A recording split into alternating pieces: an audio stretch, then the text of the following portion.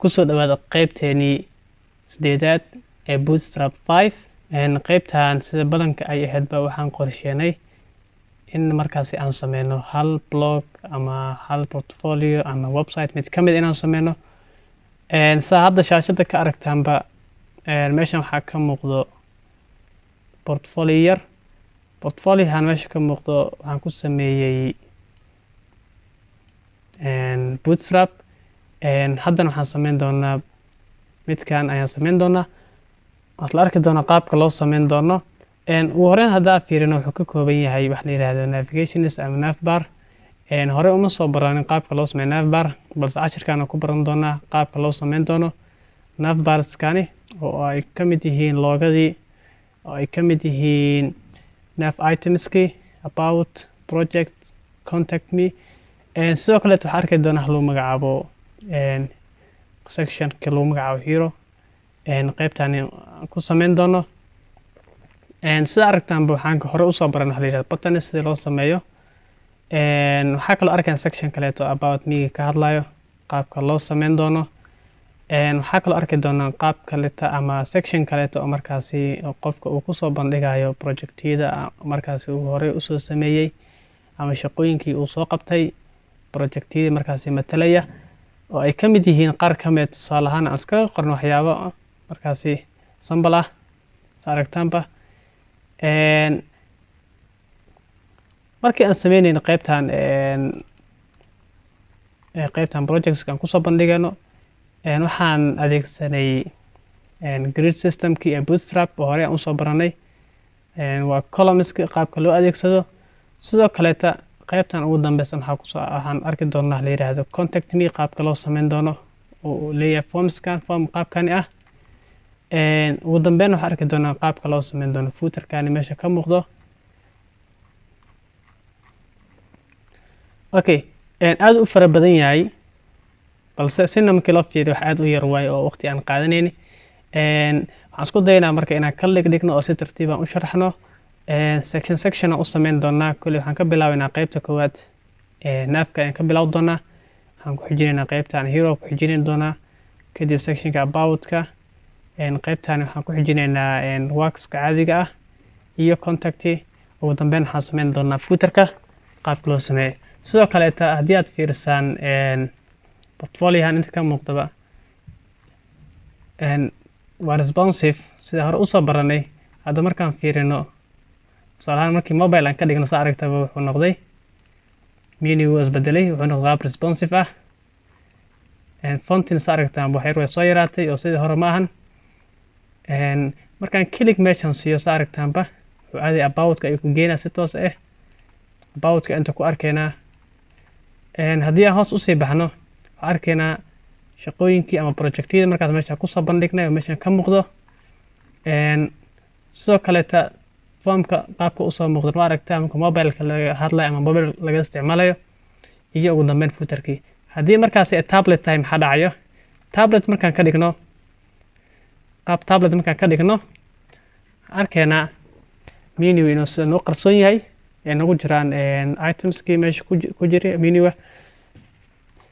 sidoo kaleeta inta markaad fiirisid waxay isku bedeshaa jirtaan laba column marka tablet aad ka isticmaalaysid portfoliohan wuxuu noqonayaa laba column marka aad isticmaalaysid mobilena wuxuu noqon doonaa hal column oo keliya marka aan isticmaalayno computer PC caadi ah isagana wuxuu noqon doonaa insha allah 3 column sida ka muuqata meeshanba qaabkaas waan isla arkaynaa qaabka loo sameeyo anigoo ka bilaabi doono qaybta ugu horeyso navka ugu horreyn waxaan sameynaynaa ama waxaan soo kicinaynaa waxaan sameynaynaa folder cusub desktopka waxaa leenahay right click kadib waxaan leenahay folder cusub noo abuur folderkan waxaan ku qoraynaa ama waxaan u bixinaynaa portfolio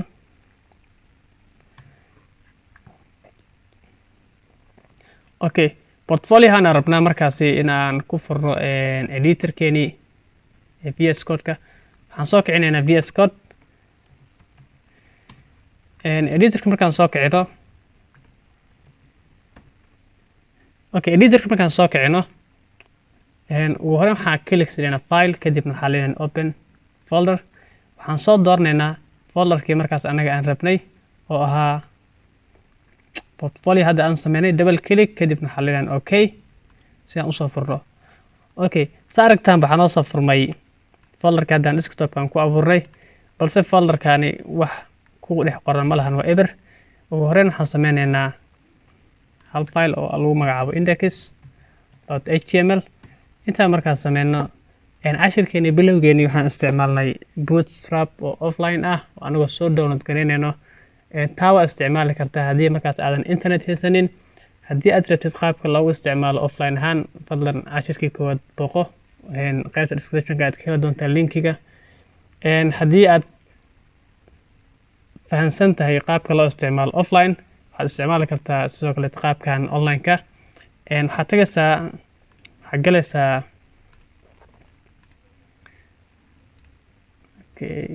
waxaan galaynaa bootstrap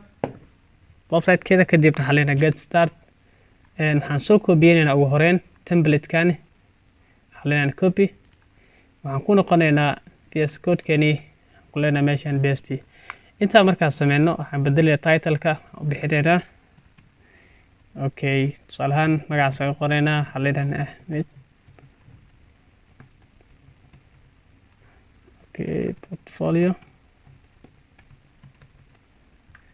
okay, qaybtan waxaan ku qoraynaa welcome. okay, save markaan dhahno waxaan tagaynaa index.html, kadibna waxaa leedahay right click, kadibna waxaa leedahay open with live server si aad u isticmaashid live serverka. haddii uusan markaasi computerkaaga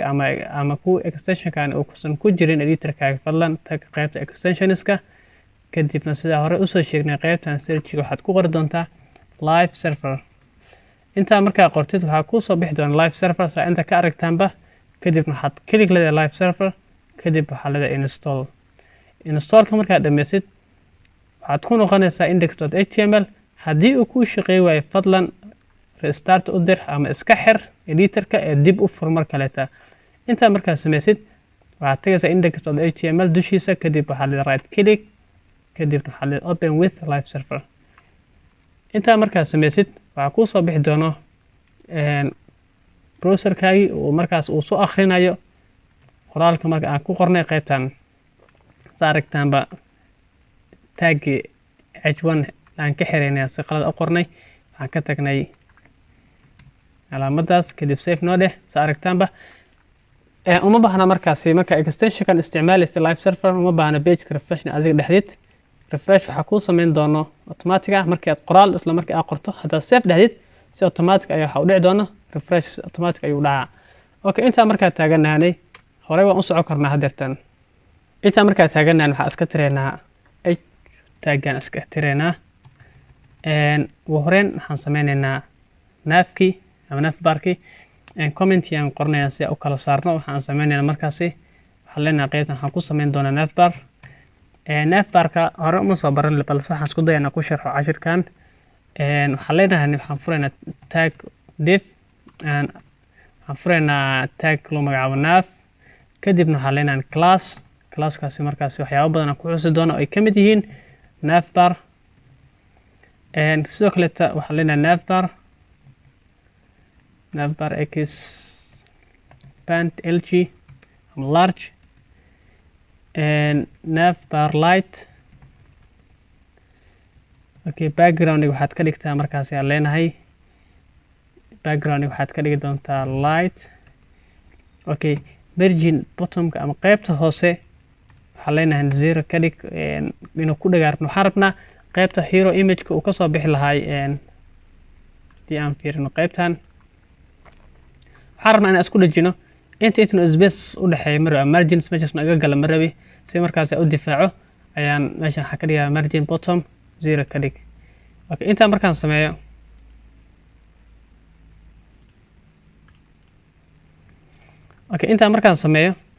waxaan iska soo xirayaa.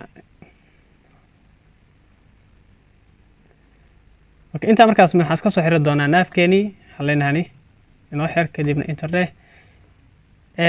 inta waxaa kusoo xusnay navbar, waa qasaba inaad ku dartaa si navigationkaas markaas adiga u sameysid navbar. kadibna waxaa leenahay navbar expand large, sidoo kaleeta light ayaan ka dhigaynaa backgroundgiisii iyo markaasi fontiga markaasi gali doonto aydan cagsi ku noqonayso.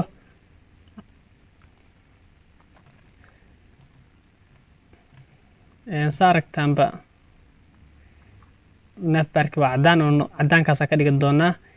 qaybtan waxay noqon doontaa midab markaasi cadaanka automatic haddii cadaana ka dhigteedba ama light aa dhahdeedna asiga color markaas uu kusoo bixi doona ayuu kusii doona. haddaa dark dhahdeedna wuxuu kusiin doonaa color markaasi kusoo baxay. okay, intaa markaas sameyn aan ku noqono portfolioheen aan fiirino refresh. okay, ma aan save gareyno umaleyna si aan u save gareyno. okay, si aan u save gareyno waxaan leenahay save. kadib aan ku noqono aan fiirino waxba nooguma qoran haddeertan sababtoo ah gudahan waxba kuma qorin. aan sii socono sheyga ku xigo markaasi aan sameyn doono waxaan leenahay container inta ku abuureyna waxaan leenahay div kadibna waxaan leenahay class kadibna classka waxaan ku dhex qori doonaa container. okay, waxaan iska soo xireynaa divtaasi. intaan markaas sameyno waxaan ka bilaabeynaa ugu horeyn waxaan sameyn doonaa inaan sameyno qaybtan brandiga ama maxaa lahayd loogada meesha kasoo bixi lahayd.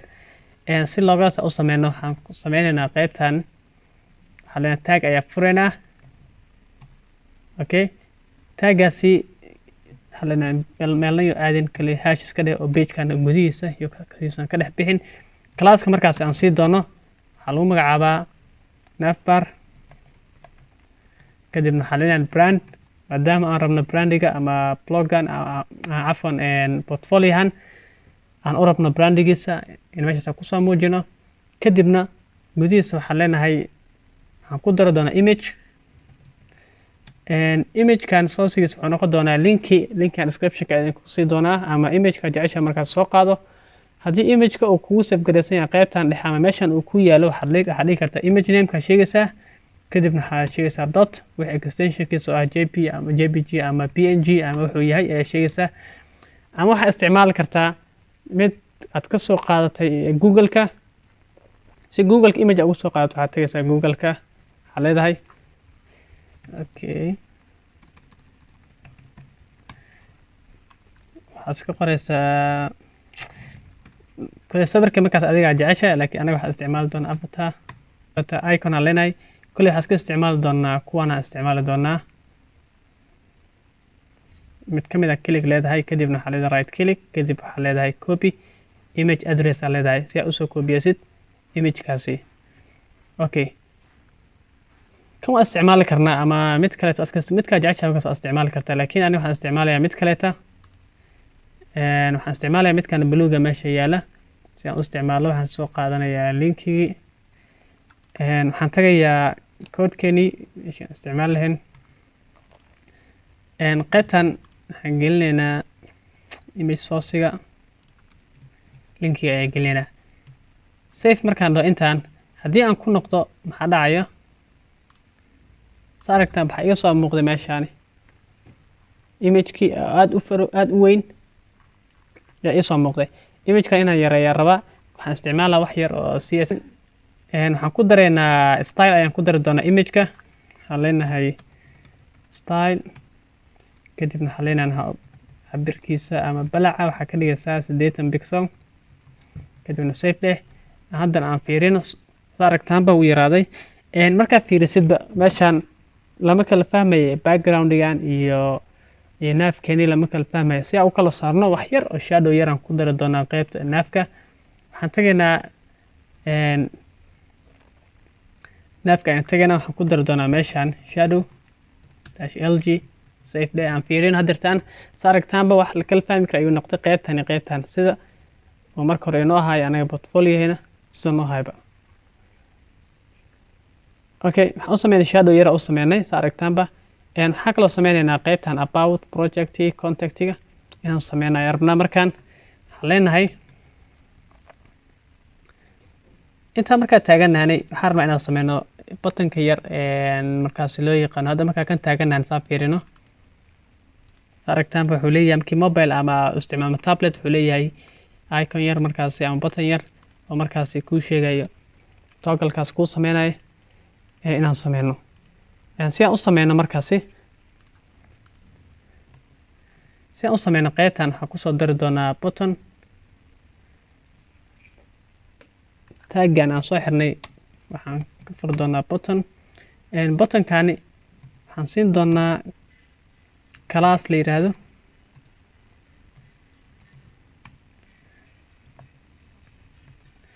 xallina navbar toggle sidoo kale typekiisa wuxuu noqon doonaa waa bottom typekiisa waa bottom sidoo kale waxaa ku sameyn doonaa data toggle datada ama waxa markaasi oo toggle-ka uu ku sameyn doono waxaa lagu magacaabaa xallina uu sameyn doono waa collapse okay data targetka sigana waxaan leenahay hashtag kadib waxaan leenahay okay waxaa doonta isaga qoro waxaan iska leenahay navbar supported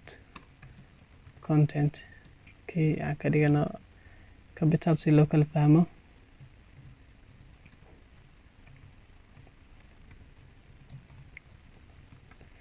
content sidoo kaleeta waxaan raacin doonaa area kadib meeshaas aan ka fiirino haddii markaas oo nagu soo muuqday area controls aan ka raadino okay aan iska qoran mar u dhimo lahaan waa kanaas aragtaanba asiga kusoo muujin doona ama waa qoraysa area control controlka waxaa leenahay marka hore false ha aado okay labelkan waxaa leenahay asigana total navigation okay intaa markaas sameyno save aan dhahno daatadan isaga soo yareeno macnaha waxaa naga baxay qoraalkii laba dhinac wuxuuna qoraal aad u dheer ayuu noqday waxaad tagaysaa view kadibna waxaa leedahay toggle aa leedahay ama raab tagsaa ku sameynaysaa si qoraalka markaas meesha uu kaga soo laabmo okay inta markaa taaganaani kan gudihiis waxaan ku dhex qori doonaa span yara fureynaa spankaas kalaaskiis waxaa leenahay markaasi navbar toggle icon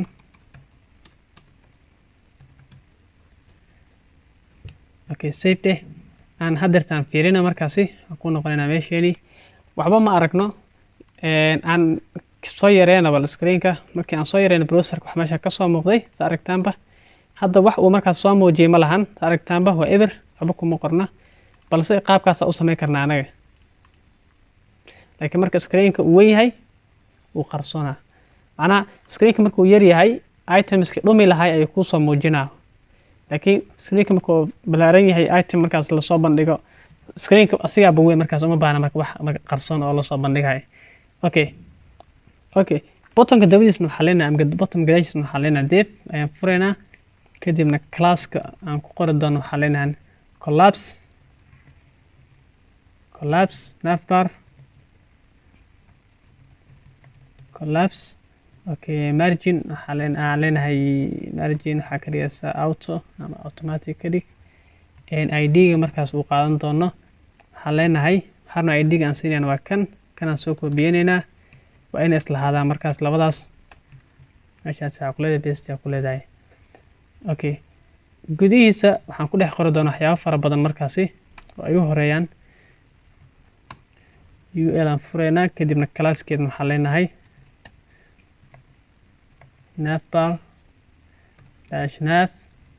okay margin waxaa leenahay auto okay margin bottom waxaa leenahay 2 okay margin bottom lg tan waxaa ka dhiganaa 0 okay ul taan oo xiran tahay macnaha waxaan ka rabnaa ma rabno homeka iyo contact page inta kasoo muuqda ma rabno sa aragtaanba waxay ku dhanka midig ayay ku yaaliin haddii markaasi inta halkaas uu kaliya haddaan qoran inta ayuu kasoo muuqan laakiin intana kasoo muuqda marna annaga waxaan rabnaa kan koowaad inuu firaaqo ahaado laakiin kan labaad uu xagga kasoo baxo kan waa wuxuu leeyahay kan labaad kan koowaadna waa firaaqo okay ulkaas markaa inta sameyno ulkana copy dhehena mar kaleeta kaliya waxay ku kala duwan yihiin labadan kan waa margin auto oo muxuu kasoo bixi doonaa meel automatic ama qaybta bilowga ah laakiin waxba kuma qorno oo eber meesha doonta geel ama arki doono laakiin kan waxaa leenahay kasoo baxo dhanka midig oo ah contact projectigi wixii ah ka soo baxaan dhanka midigta ka soo baxaan qaybtan gudihiisa markaas waxaan gelin doonaa itemska meeshaan ku diyaarinaynaa waxaan leenahay li kadibna class waxaan siinaynaa nav item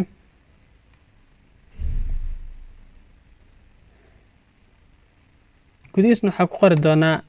tag waxaa leenahay kanaan fureynaa iska leenahay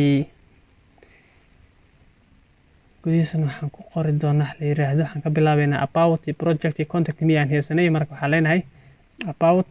capital ahaan isaga qoreynaa about kadibna waxaan soo xiri doonaa webna xirantahay id wayna xirantahay hrefna waxaa leenahay kole meelbaha aadin hadhow gadaalka bedeli doona taas wixii markaas aan ku dari lahayn ama meeshii about pagekii markaas u diri lahayn okay intaa markaa taaganahay kuwa kale waa isaga mid waxaan copy dhahnaa kan ilaa iyo 3 mar kan ku xiga waxaa ka dhiganaa projects kan kaleetan waxaa leenahay contact me okay waxaan leenahay save intaa markaa save gareeno waxaan ku noqonaynaa page-keeni aan fiirino meeshaan saarigtaan waxaa kasoo muuqday saddexdii hadeerta anaga aan sameynay laakiin aan qurux fiican markaasi aan lahayn sababtoo ah tag walba markaasi waxaan ku dari doonaa waxaan malahan ma qurxoono saarigtaanba waxaan soo sameynay about project contact me si markaasi aan u qurxino waxyaabo class yaraan ka maqan aan ku dareynaa oo ay ka mid yihiin kan inaan class raacino classka aan raacinayna waxaa lagu magacaabaa sigan waxaa leenahay nav link save adana projectaas oo keliisa aan fiirin hadeertaan wuxuu noqday project mid aad u qurux badan waxaa ka baxay colorkii iyo textii iyo decorationkii hoos ka xariiqnaya markaas okay kan copy noo dheh okay nav linkiyan copy noo dheh waxaan ku dareynaa mid walba yesterday kana sidoo kale tadasino dheh intaa markaas bay noo save garay kadibna aan fiirino sa aragtaanba waxaa noo soo baxay nav aad u qurxoon sida inta aragtaanba isaga mid labada nav aragtaanba waa laba nav isaga mid okay qaybtan inta ku joojin doona insha Allah navkaas aan ku joojinaynaa qaybta xigtan waxaan sameyn doonaa qaybtan hero section kana sameyn doonaa insha Allah fadlan hadii markaasi uu ku caawiyay subscribe like sar si markaasi aysan ku dhaafin cashirada xiga wixii markaasi talaan fadlan ku qor dhanka ama qaybta comments-ka ku qor